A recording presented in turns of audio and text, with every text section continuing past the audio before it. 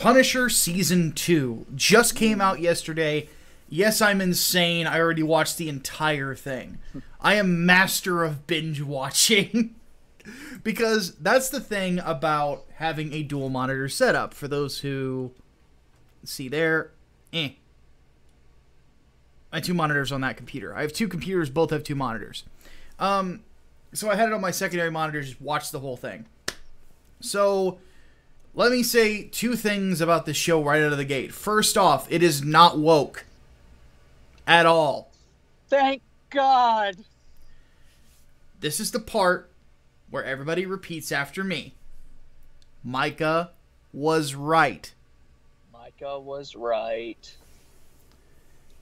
Not woke at all. Within the first episode, Frank Castle uppercuts and knocks unconscious a black man, beats the crap out of 2 women, one of which he pins to a bathroom stall with a fucking K-bar knife.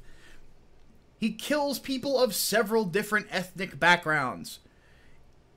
He guts a woman with a fucking sawed-off shotgun. He is a monster in this show.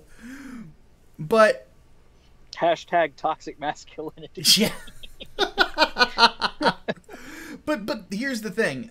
I was correct about that because it was really just a good straight crime story, which is what it should be. So basically where this finds is that it's been about a year. A year has passed since The Punisher Season 1. Frank is basically drifting at this point in his life. You know, he had a level of closure after the first season of The Punisher by helping Micro to get his family back. And what ends up happening is he basically stumbles across someone who is involved in a type of criminal conspiracy. It's basically a 16-year-old girl. Well, not basically, it is a 16-year-old girl. And he saves her from hitmen that are trying to get her. And through the course of part of the show, the first major plot line, because there's 2, is what is this girl running from and why? And the antagonist of that storyline is an individual who was the villain of Pilgrim, that everyone, people were talking about, people were scared of, thinking that it was the indication that the show was going woke, or how that character is involved. He is a very unique character. Well, I was right in one sense that he's quasi based on the character of the Holy from Welcome Back Frank, in the sense that he is a Christian. The difference between him and that character of the Holy is this is a fleshed out character. He is a family man who is working for a rich family, who are manipulating his beliefs, but they are also paying for the cancer treatments for this man's wife. So they've kind of got him by the nuts here. So he does what he can to try to basically kill Frank and the girl and get this film, that you find out later what's on it, back from them for whatever significance that it has, which you find out later on. And to confirm one thing, though, there was the statement from the creator that the character was kind of alt-right.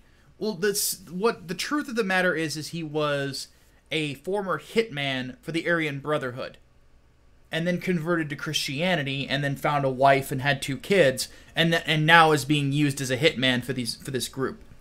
So that's plotline number 1. Plotline number 2 is Jigsaw. And after the mauling that Frank gave him at the end of Punisher Season 1, he has lost a large chunk of his memory and has become very disturbed because of it. And he basically goes crazier and starts a gang. And Frank has to bring him down. So, and the shot that you see in front of you is actually from a scene where he and Billy see each other once again. And Billy gets triggered, which is actually kind of hilarious in a weird way.